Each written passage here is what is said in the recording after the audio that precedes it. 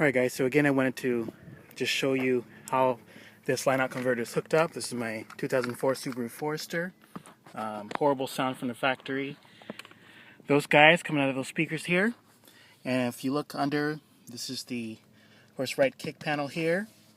And if you can see, what I've done is tapped into the wire harness that's behind here.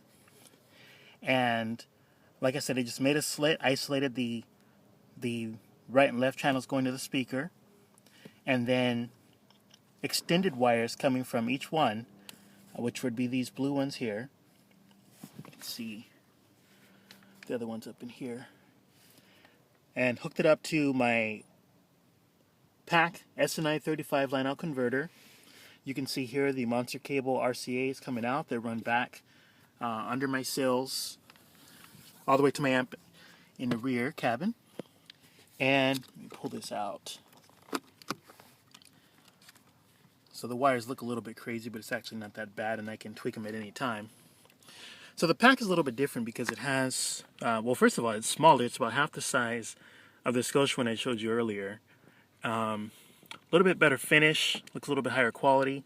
And then on the end, if you can see here, there's some nice pots that you can actually see. They're not too deep, and you can adjust them. They're marked, so you can adjust your gain. And then on this side, you have wires coming out. So really, this one could stow a lot easier.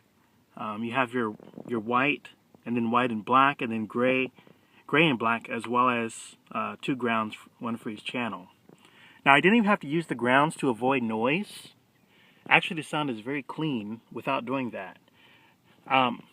So I originally had the Scosche in here, and I tested it out, and like I said, it was horrible.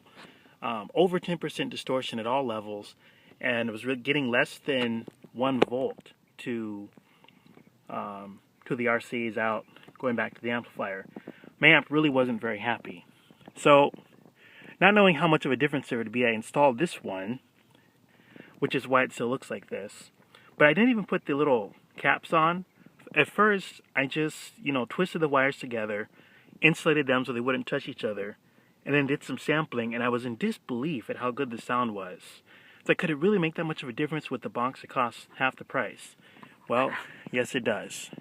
So, again, if you have to go the inexpensive route, or like me, you're just impatient while you plan your ultimate system, go with something cheap like the Pac Sni-35. You can order it from Walmart online, and they'll send it to the store for free. It's $10, $10. Easy to hook up. Just extend those from your speaker, hook it up to the channels for each RCA. Make sure you have a positive and negative on each RCA line, and your amplifier will be happy with boosting out signals. So I just want to show you how to hook that up briefly and how it actually is in my car. Once again, I'm just going to stuff it under the dash, and it fits right up here. There's a little loom, and I could actually zip tie it, which I plan to do ultimately. Zip tie it up in here. And now, since my ultimate plan is to have an aftermarket head unit, what I did is I put my RCAs here, and I have a couple of loops of RCA cable behind this kick panel, so that when I do have my head unit, I can just pull that out, and I'll extend it to run through under the glove box to behind my radio.